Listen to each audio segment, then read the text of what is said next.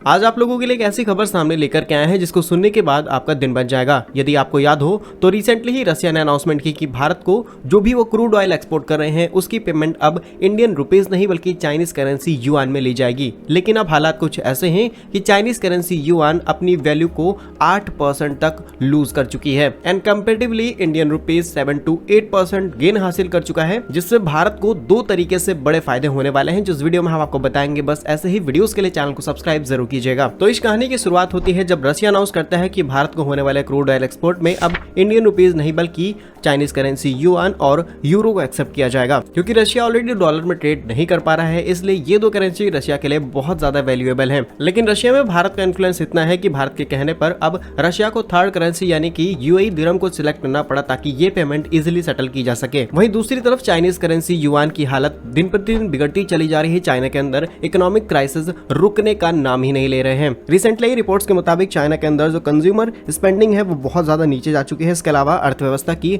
हालत इन दिनों ठीक नहीं चल रही है और स्टॉक मार्केट की हालत पहले से भी ज्यादा कई गुना बेकार हो चुकी है। यहाँ तक कि चाइना में रहने वाले खुद बड़े बड़े इन्वेस्टर्स अब चाइनीज करेंसी नहीं बल्कि यूएस डॉलर में इन्वेस्टमेंट पर ज्यादा प्रेफरेंस दे रहे हैं। और रही बात रशिया की, तो रशिया ने कहा था कि हम चाइना से काफी ज्यादा इंपोर्ट करते हैं, इसलिए हम चाइनीज करेंसी युआन में पेमेंट ले रहे हैं। लेकिन चाइना में रहने वाले खुद बड़े ट्रेड्स जो कि बड़े एक्सपोर्ट एंड इंपोर्ट का काम करते हैं वो भी अब यूएस डॉलर्स को ज्यादा प्रेफरेंस दे रहे हैं। और चाइना में इतनी बड़ी दिक्कत होने की वजह से अब Chinese currency yuan US dollar के कंपैरिजन में 8% नीचे गई है इन 2023। वहीं जिस तरीके से Chinese currency yuan US dollar के कंपैरिजन में नीचे जाती है, वहीं इंडियन रुपीस की वैल्यू उसी परसेंट से ऊपर जाती है। एंड हम सभी जानते हैं कि भारत चाइना का काफी बड़ा ट्रेड पार्टनर है। सिर्फ साल 2023 की बात की जाए तो हमारा चाइना से इंपोर्ट करीब 4.6% बढ़ा है और ये जो कि 37.86 बिलियन यूएस डॉलर था इन फर्स्ट 4 मंथ। तो जिस तरीके से चाइनीज करेंसी की वैल्यू नीचे गई है, इंडियन रुपीस ऊपर गया है, तो अब हम जो भी चाइना से इंपोर्ट करेंगे वहां पर हमें